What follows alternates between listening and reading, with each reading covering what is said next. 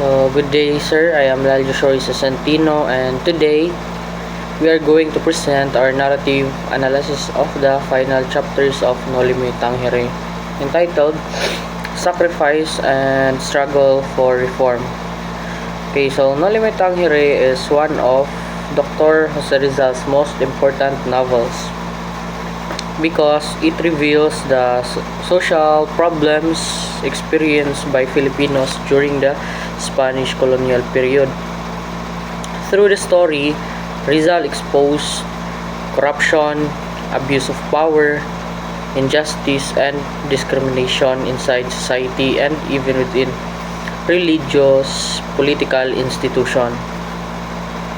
In chapter 54 to 63, we can clearly see the suffering and sacrifices made by the characters.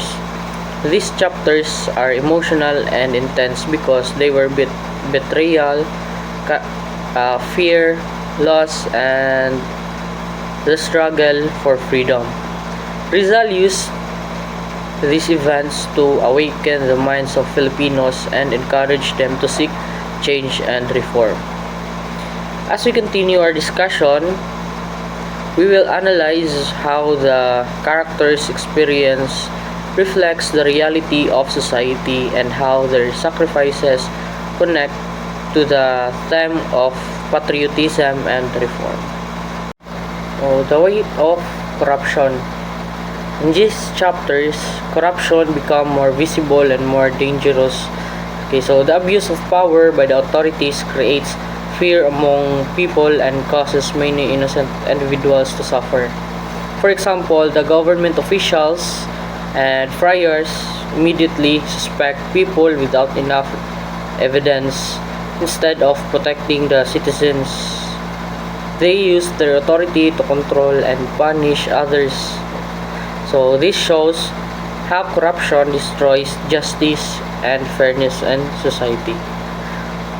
One example is how people connected to Ibarra became targets even if they are innocent. Fear spreads quickly because those in power manipulate situations for their own benefit. Rizal wanted readers to realize that corruption affects everyone. It destroys trust, creates inequality, and prevents progress. Even today, this lesson remains important because corruption can still harm communities and weaken leadership. This chapter reminds us that true reform cannot happen unless society fights corruption and values honesty, justice, and accountability. Okay, so for the chapter 54, all titled All the Secrets Discovered. So hidden truth finally began to unfold. The authorities starts uncovering information related to the planned upspring, and many characters become nervous and afraid because their secrets are no longer safe. This chapter creates tensions because the character realize that they cannot escape the consequences for their actions forever. Suspicion grows stronger and people begin accusing one another. For example, the authorities connect Ibarra to the rebellion, even though his intention were not entirely violent. Because of this, his reputation and safety are placed in danger. So Rizal uses this chapter to show that truth can be powerful and dangerous at the same time. Secrets may remain hidden for a while, but eventually they are revealed. They are revealed. However, in a corrupt society, the truth is sometimes used unfairly against people. So this chapter also reflects how fear controls society. Instead of seeking justice carefully, many people immediately judge others without understanding the full situation. Okay, so chapter 55, entitled The catastrophe presents the chaos and destruction caused by fear, suspicion, and abuse of authority. As the situation worsens, panic spreads throughout the community. Many innocent people became involved in the conflict, even if they did even if they did nothing wrong. Families suffer, friendships are broken, and trust disappears among the people. An example of the catastrophe is the mass fear created by the authorities after the alleged uprising. Instead of calming the people, they increase fear by arresting possible suspects, and spreading tension throughout society. Rizal uses the catastrophe as a symbol of what happened when leaders abuse their power and when society is controlled by fear instead of justice and understanding. This chapter teaches us that corruption and oppression do not only affect one person. Their effects spread across the entire community and create suffering for everyone.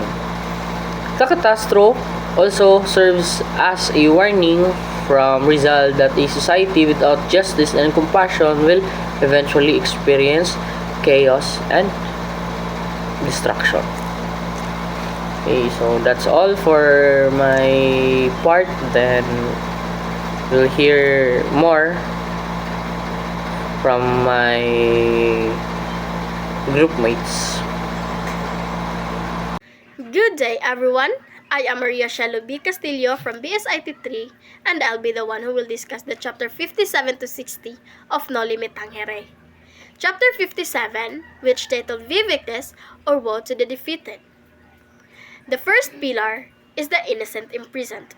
In the wake of the uprising, the civil guards launched a sweeping, indiscriminate arrest. Ordinary townspeople, family men, and peasants who have absolutely no connection to any rebellion are rounded up simply to fill quotas and project an image of absolute control. The next one is the brutality of authority. Rizal vividly describes the torture and interrogations inside the jail. The punishments are intentionally disproportionate and cruel. The goal of the state is not to find the truth or seek justice, but to instill absolute terror in the populace so they never dare to question authority again. The last one is the primary target. Sitting at the center of this trap is Crisostomo Ibarra. Stripped of his wealth, influence, and freedom, he bears the heaviest burden of suffering. He is completely paralyzed by fabricated charges, forced to watch as his dream of building a school is replaced by a prison cell. So in chapter 58, which titled The Accursed, the first pillar is the society's condemnation. As the prisoners are marched through the streets in chains, the very public that once cheered Ibarra as a visionary now heaps curses and rocks upon him.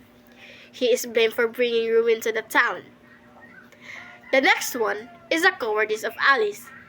This is one of the Rizal's sharpest critiques of his own countrymen. Out of sheer terror of being guilty by association, Ibarra's elite friends, acquaintances, and fair-weather allies aggressively sever ties with him.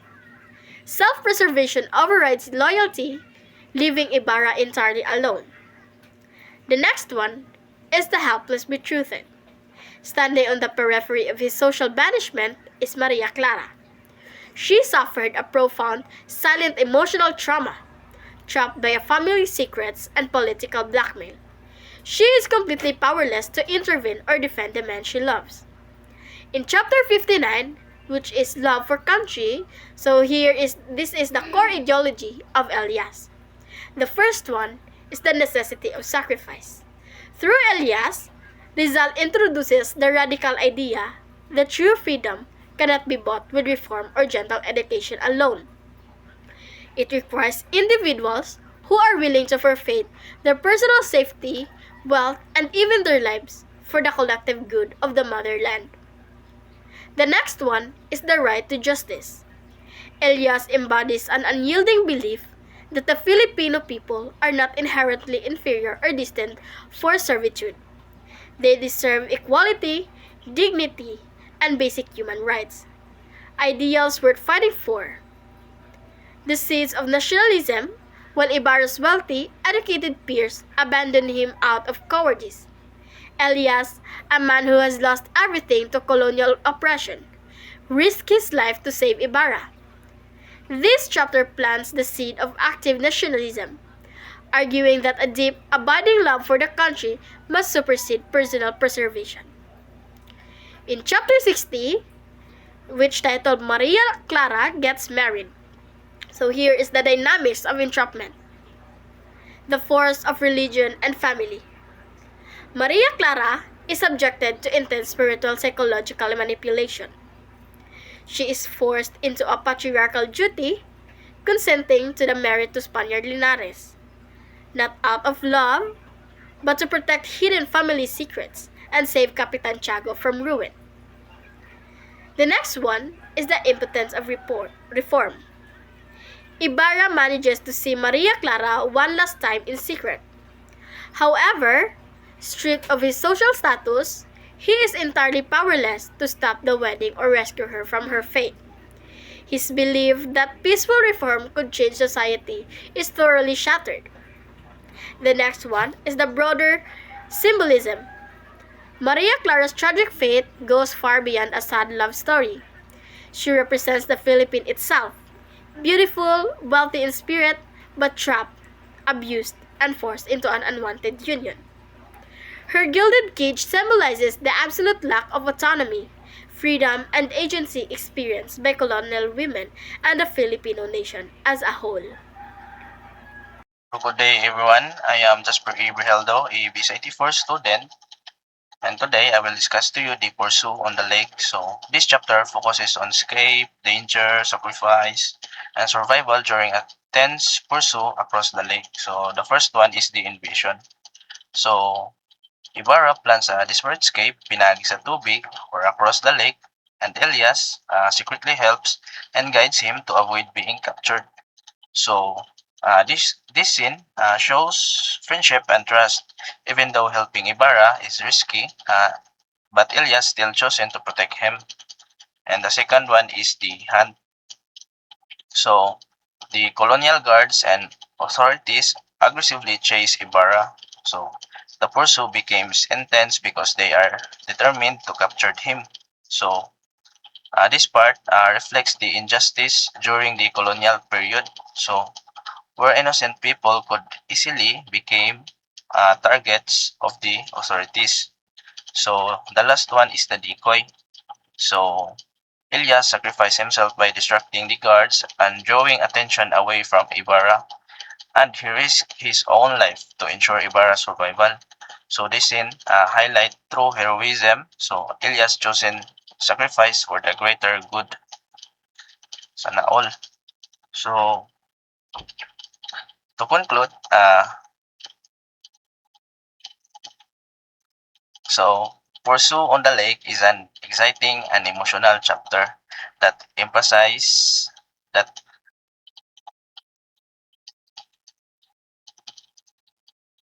so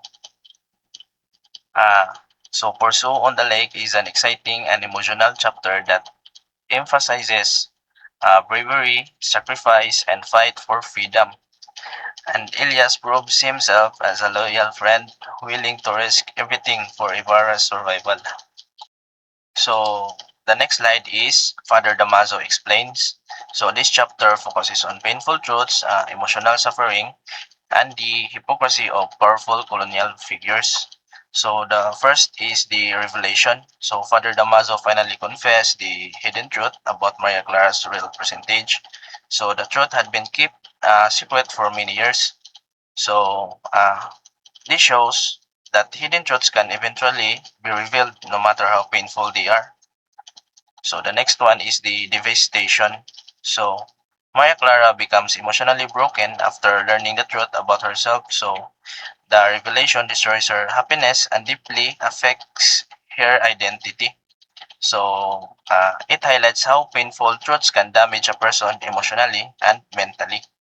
So the last one is the hypocrisy. So the chapter exposed the corruption, manipulation, and abuse of power by colonial authorities, especially Father Damaso.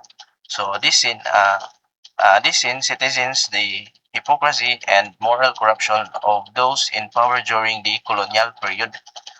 So, Father Damaso explains is an emotional and revealing chapter that highlights.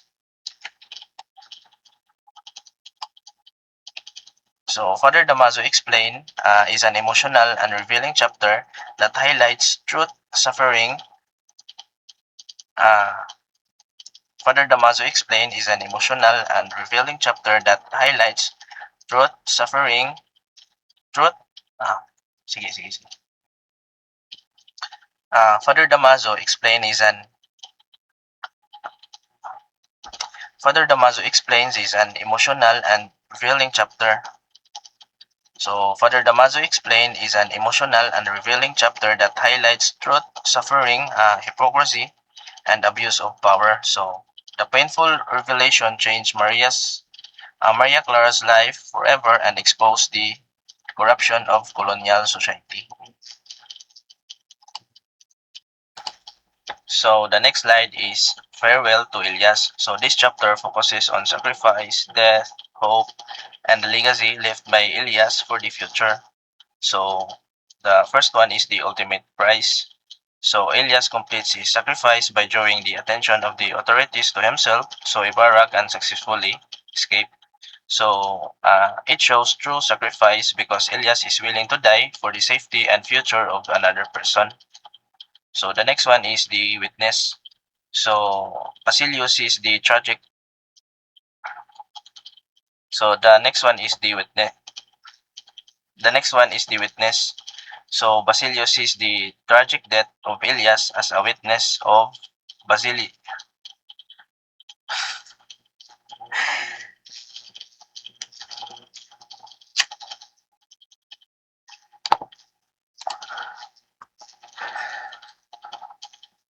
Yeah, Taya.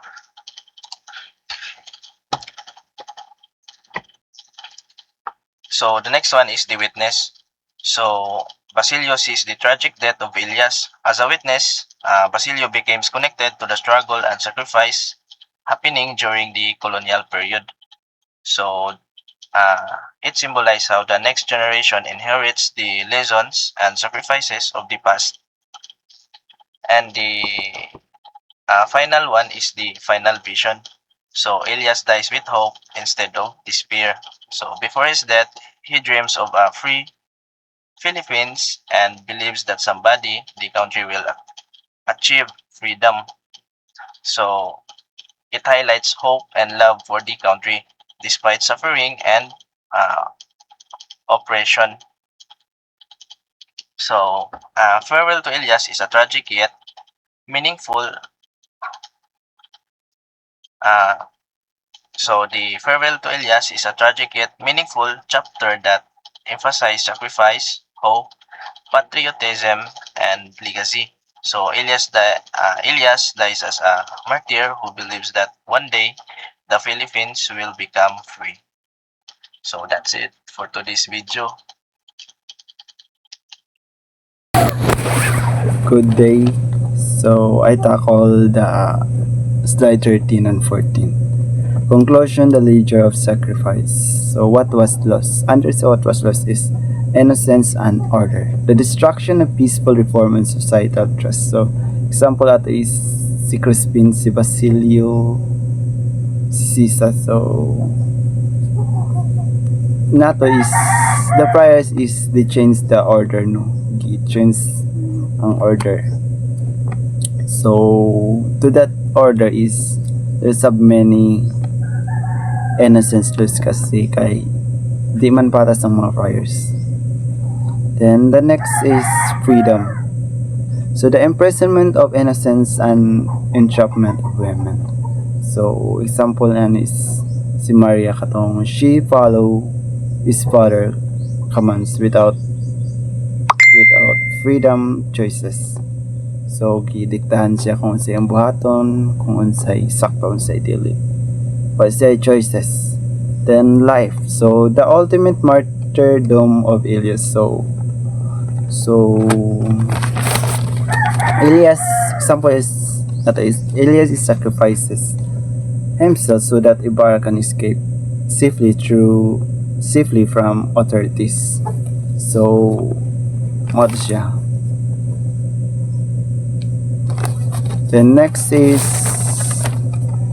what was gained. So understand what is they gain truth. So the exposure of debt-seated colonial corruption, hypocrisy, injustice. So through this novel is naibawan nila unsay kabang buhat sa mga friars, mga colonials. So they are they extort money to the wealthy families. And hypocrisy, they do hypocrisy because they say that they preach dangerous, they need to respect him, but in the dark side or in the other side is di maoy lang gibuhat sa iyo, dautan lang pambuhat. So then the next is nationalism. So to this novel is Filipino is realized that what is how important the country is. So they realize that they need to defend their nations or our nations so that we have a freedom. No? Then the spark. So spark the enduring inspirations for future generation to pursue justice and true freedom. So to get freedom is they need to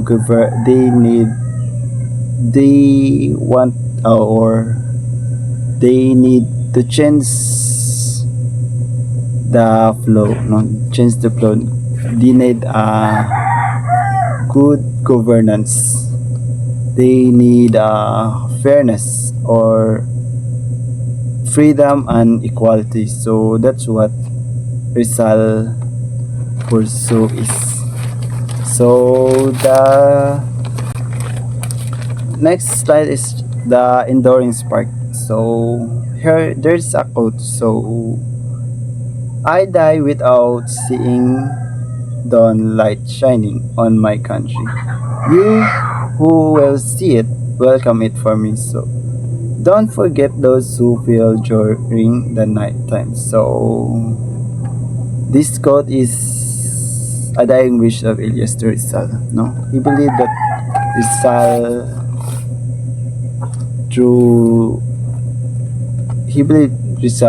that this country gain freedom, siya. So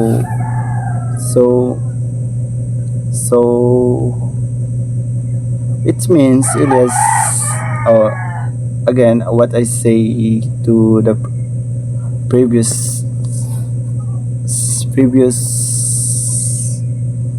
is si Elias is namatay without seeing the light or light shining, ba? And in the second slide is you will see it, will welcome it for me. So he say that to those who gain freedom or experience freedom or experience freedom, or not experiences, to gain freedom, so they need to honor it, accept it, and welcome it on behalf to Elias. So, and also don't forget the nameless and faceless martyr that paved a way for freedom. So that's what it's mean to the third sentence. We need to honor them obat dito.